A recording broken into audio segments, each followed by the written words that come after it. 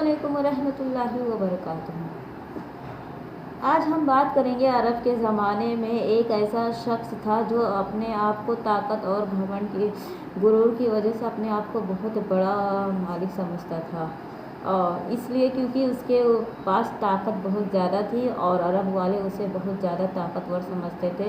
इसलिए इस बयान को ज़रूर आगे तक ज़रूर सुनिएगा और इसे स्किप मत कीजिएगा। और उम्मीद है कि जो हमारे प्यारे नबी सल्लल्लाहु अलैहि वसल्लम से जो मोहब्बत करते हो इस बयान को ज़रूर सुनेंगे और आगे तक भी ज़रूर शेयर करेंगे, ताकि इससे हमारा ईमान और दिल दोनों वापस से मजबूत हो जाए।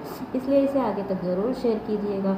और अगर आप मेरे चैनल पर नए हैं तो इसे ज़रूर सब्सक्राइब कीजिएगा और जाते जाते एक प्यारा सा लाइक और कमेंट ज़रूर करते हुए जाएगा। और अगर फेसबुक पर देख रहे हैं इस बयान को तो मेरे पेज को ज़रूर फॉलो कर दीजिएगा। तो चलिए वीडियो शुरू करती हूँ। बिस्मिल्लाहिर्रहमानिर्रहीम। शुरू करती हूँ अल्लाह के नाम से जो बहुत मेहरबान निहायत रहम करने वाला है।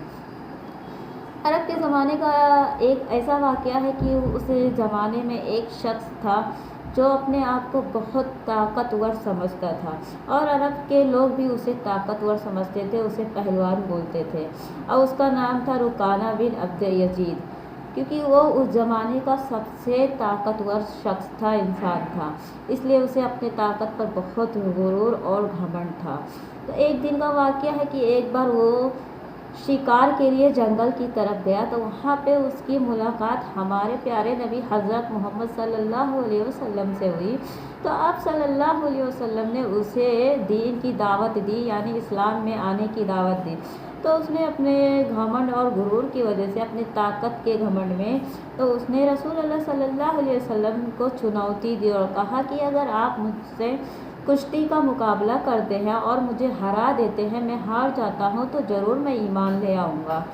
इसलिए मोहम्मद सल्लल्लाहु अलैहि वसल्लम ने उसकी बात सुनकर मुस्कुरा दिए और आप सल्लल्लाहु अलैहि वसल्लम ने उसकी बात को मंजूर कर लिया, कबूल कर ली।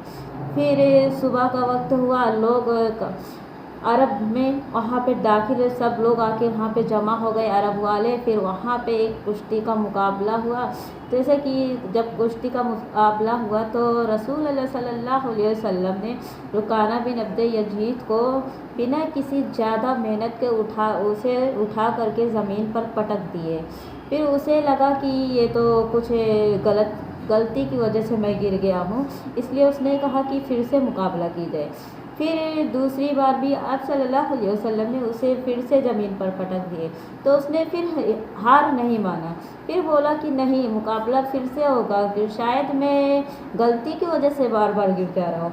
तो आप सल्लल्लाहु अलैहि वसल्लम ने फिर उसे उठा करके ज़मीन पर पटक दिया।